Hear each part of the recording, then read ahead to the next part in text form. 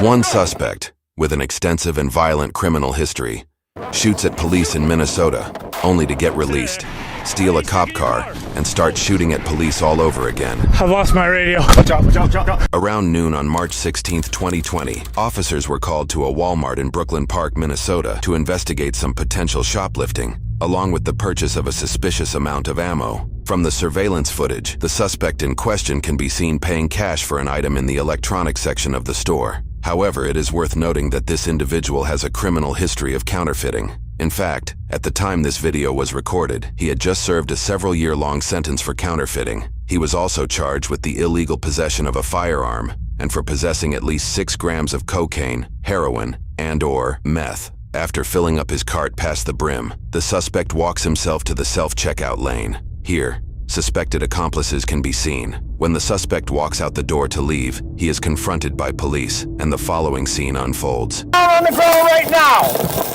Get down on the ground right now! Get down on the ground! Get down on the ground right now!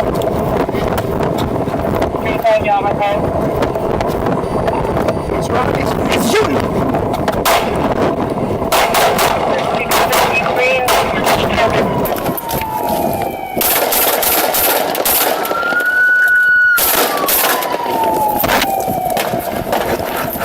Highway 33, shots fired, Walmart parking lot. Shots fired, Walmart parking lot, go by.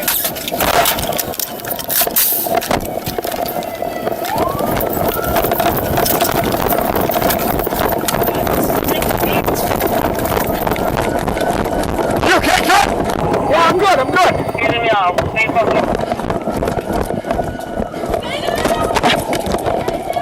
Where is he?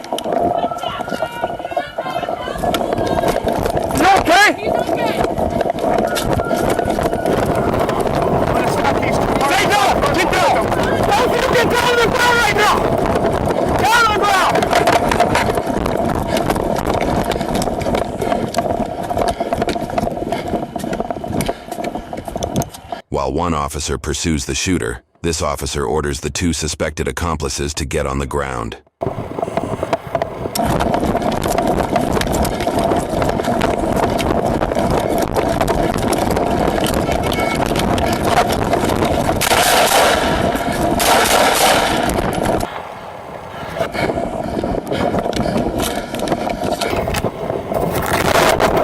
Put your hands behind your back. Get your hands up!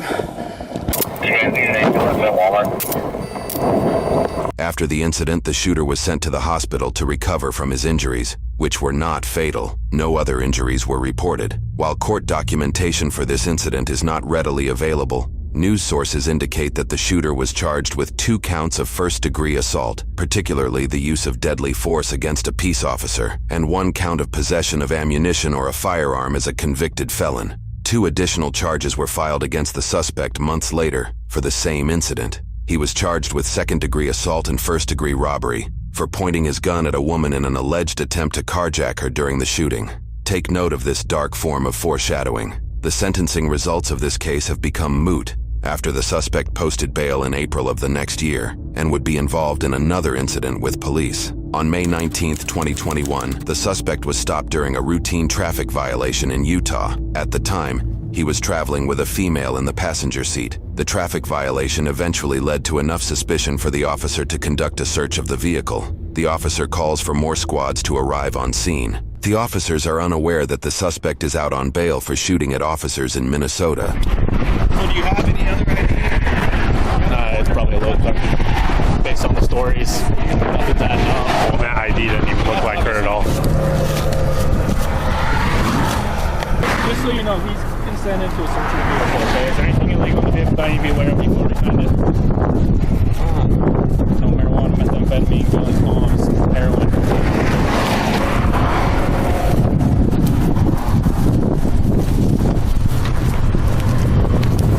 You need gloves? You want gloves?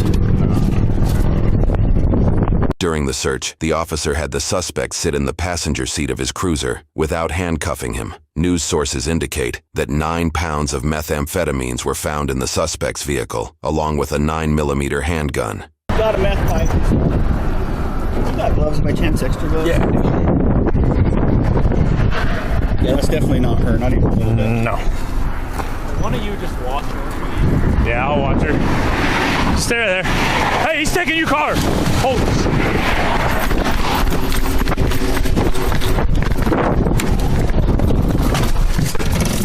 There. Hey, he's taking your car. Hold.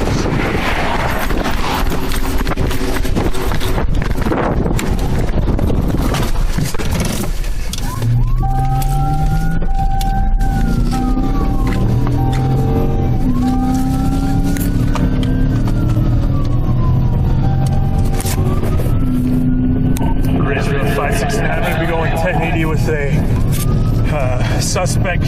He has stolen the K9's vehicle. He is in a police vehicle. We are 202 northbound. Yes, you heard that correctly. There is a K9 police dog in the patrol vehicle that was stolen. Officer unit is busy for 1080 202 northbound. Suspect taken off in a police K9 vehicle. 1618. Rachel 249, I copied that. Can you advise 13? I must have kind of vehicle.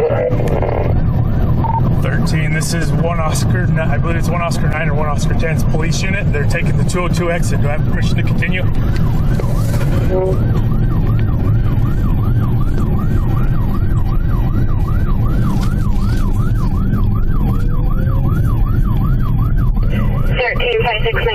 Requesting permission to continue taking 202 exit. Police vehicle, affirmative. 10-4. Looks like he's just stopped right here at the stop sign at the 202. Copy, stopped at 202, 1620.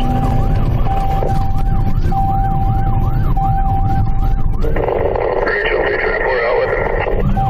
324, 1620. Rachel 13, I'm headed that way. He's got a gun. The gun the suspect is shooting at the officers with is the police department's rifle from the cruiser.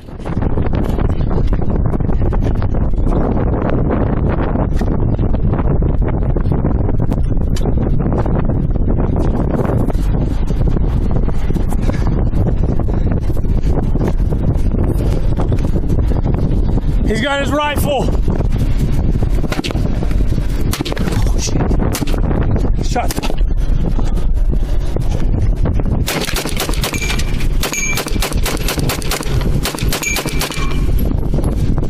Shots fired.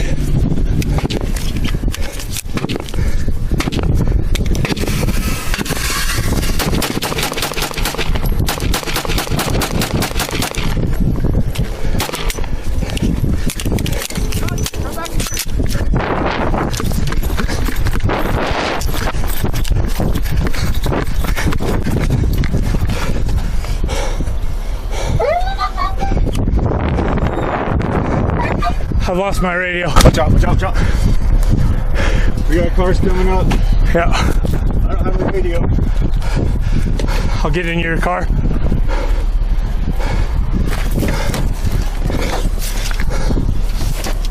Ridgeville 569, shots fired, shots fired. Copy, shots fired, 1622. Everyone okay?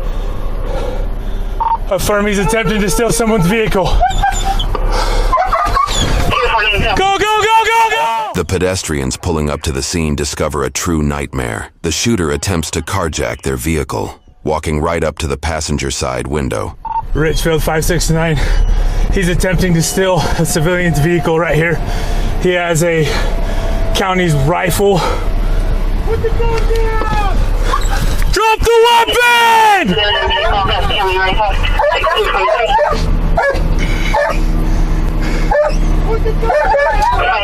Vehicle description he's trying to steal. It's a white mid-size SUV. Copy, all units white mid-size SUV he's trying to steal. 1623. We're right here at the 202 by the stop sign. Ridgeville 569, be advised there are vehicles on the northbound off or on ramp parked to the side. Vehicles on northbound on ramp parked to the side. 1623.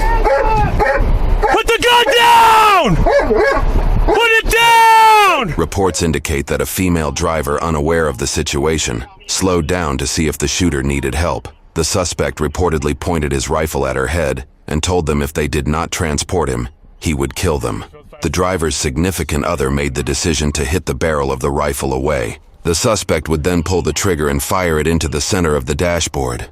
This caused the car's OnStar system to activate, temporarily disabling the SUV. They quickly restarted the car and sped away. However, the suspect kept firing at them, causing a bullet to go through the passenger's leg. This is unknown to the officers in the moment. Back behind the car. I see it. You got your shotgun? It's in the front.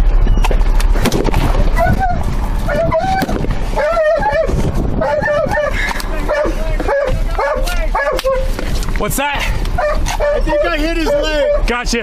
The officer did indeed hit the suspect in the leg. 13569, he was firing at that civilian vehicle. They're stopped. I don't know if they're hit or not. He's hunkered down behind County's vehicle right now.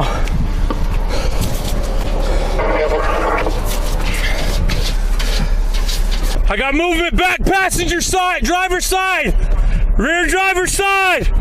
Show me your hands! Show me your hands!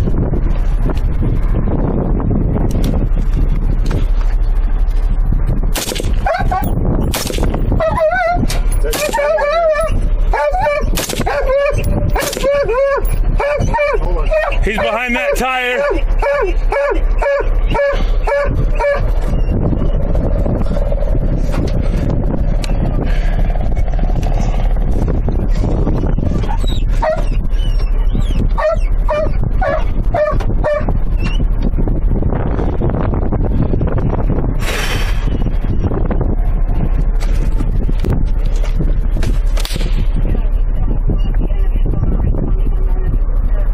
Was that you?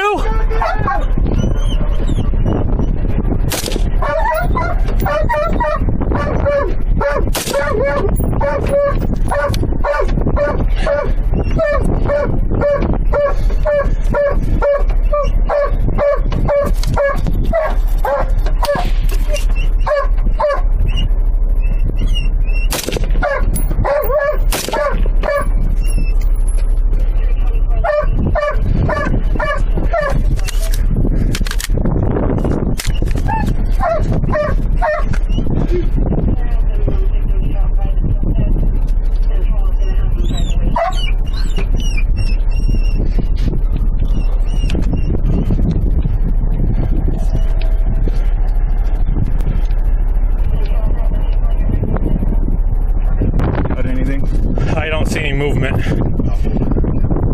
in either side, but he's got a goalie he can go down and I won't be able to see him. I don't see movement! They just mentioned that he went down the ravine to the east! As the officers recoup from the situation, it appears another civilian drives by the stolen cruiser. Leave! Get out of here! No, not that way! Also, our unit, advised airman to 10-0 that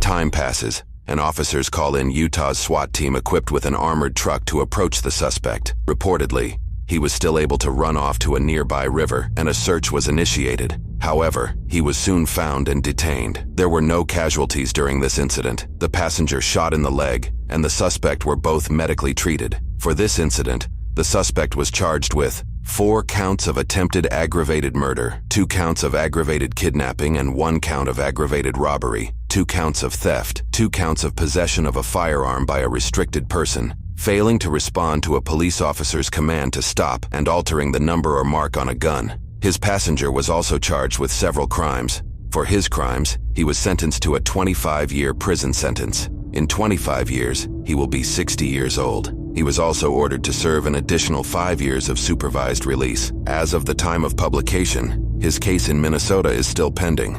It's not the first time Minnesota has allowed a cop shooter to quickly be released on bail. Unfortunately, a local reform-minded prosecutor has begun denying our open records requests, resulting in lengthy legal fights in order to get videos like this one released to the public.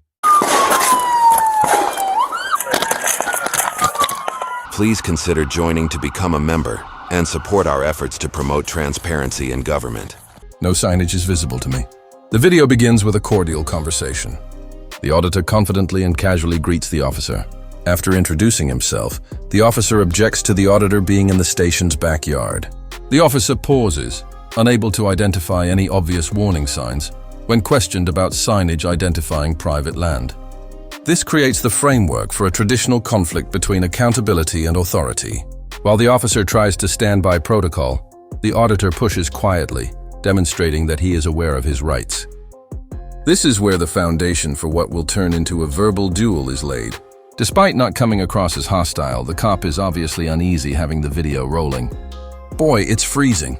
For what reason must I come out? Come, please. I don't have to come out, I promise. It is impossible to have members of the public. I would like to view your warrant card. Yes, of course. I'm afraid I can't come out. Apologies. I'm not looking for trouble. Why are you unable to come out? Because I am able to go about freely. You are unable to? Yes. Okay.